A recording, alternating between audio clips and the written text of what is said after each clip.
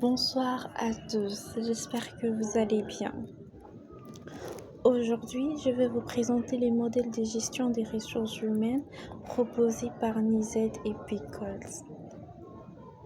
Ces modèles sont particulièrement utilisés pour comprendre comment les entreprises organisent la gestion de leur personnel, non pas de manière figée, mais selon différentes logiques influencées par les acteurs, les contextes et les objectifs stratégiques. Nous allons commencer par les idées principales du modèle. Le modèle repose sur 3 piliers. Premièrement, les acteurs, deuxièmement, le logique d'action et troisièmement, les contextes. Commençons par les acteurs. Les acteurs, ce sont les dirigeants, les responsables de ressources humaines, le manager, mais aussi les employés eux-mêmes. Chacun a ses attentes, ses intérêts et ses objectifs. Par exemple, un manager veut atteindre ses objectifs de performance, tandis que nous voyons le salarié peut chercher la stabilité ou le développement de sa carrière. Et dans la logique d'action, ce sont de manières différentes de concevoir la gestion de ressources humaines. Et là, nous trouvons que chaque logique traduit une priorité ou une stratégie vraiment particulière. Le 3, les contextes. Là, il s'agit de l'environnement dans lequel l'entreprise évolue. D'où cela inclut la culture interne de l'entreprise, son secteur d'activité, ses contraintes économiques, sociales ou juridiques. Nous voyons que ce que Nizet et Pickles montrent, c'est que la gestion des ressources humaines est toujours influencée par ces 3 éléments en interaction. Voilà. Après les idées principales du modèle, nous allons passer par les 4 logiques d'action. Premièrement, nous avons la logique contractuelle. Cette logique repose sur le respect de règles écrites, comme le contrat de travail. Un exemple. Par exemple, un employé a signé un contrat qui dit qu'il travaille 40 heures par semaine pour un salaire précis.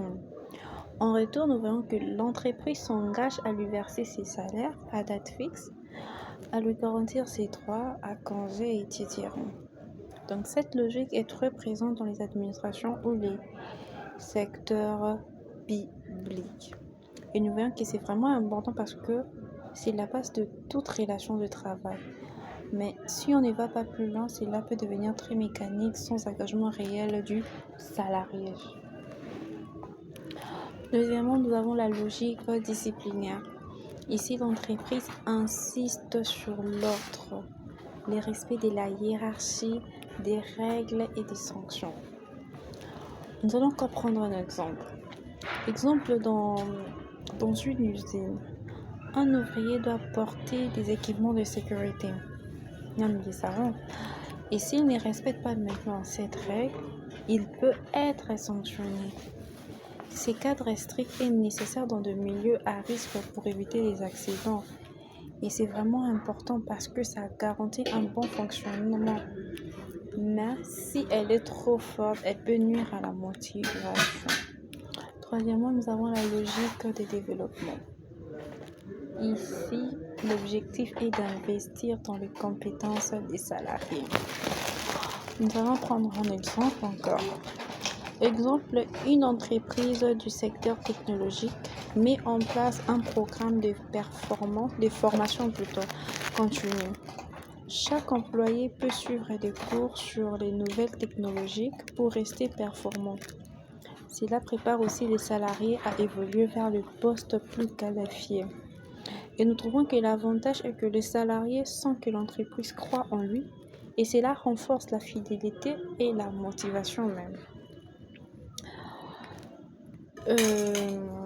Quatrièmement, nous allons passer sur la logique de mobilisation. Ici, elle vise à impliquer émotionnellement et intellectuellement les employés. Par exemple, dans une start-up, on invite les employés à participer aux décisions, à donner leurs avis sur le produit, on les valorise régulièrement. On organise même des événements d'équipement pour renforcer l'appartenance. Et cela est vraiment puissant parce que Quand un salarié se sent impliqué, il donne le meilleur de lui-même. Voilà. Après, là, nous allons passer maintenant sur la cohérence interne et externe. Dans la cohérence interne, nous trouvons que c'est l'alignement entre les différentes logiques adoptées par l'entreprise. Nous allons donner un exemple encore. Si une entreprise dit qu'elle valorise la créativité, c'est-à-dire la logique de mobilisation, mais qu'en même temps, elle impose des procédures très rigides, des heures fixes sans flexibilité et des managers très autoritaires. Donc ici, on voit la logique disciplinaire qui est inclue. Il y a maintenant une contradiction. Donc, les employés ne pourront pas vraiment être créatifs. Et les résultats, nous verrons, il y aurait des pertes de motivation, des désengagements et tout ça parce que les messages envoyés par l'entreprise sont incohérents. Deuxième chose, c'est la cohérence externe. Ici, c'est l'adaptation de la gestion des ressources humaines à l'environnement externe. Donc, l'exemple est que, par exemple, une entreprise du secteur du luxe doit former ses vendeurs à une excellente relation client. Là est inclus la logique de développement. Pourquoi? Parce que la clientèle attend un service personnalisé. Si elle ne le fait pas, elle ne sera pas compétitive. À l'inverse, une entreprise en difficulté économique pourra renforcer la logique contractuelle pour limiter vraiment le coût. Et nous voyons que c'est vraiment crucial parce qu'une gestion des ressources humaines déconnectée de la réalité du marché peut nuire à la compétitivité et à l'image de l'entreprise. Voilà.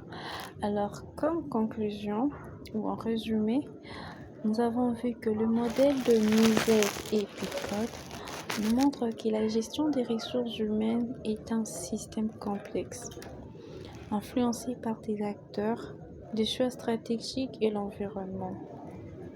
Elle n'est pas unique, mais varie selon les priorités de l'entreprise.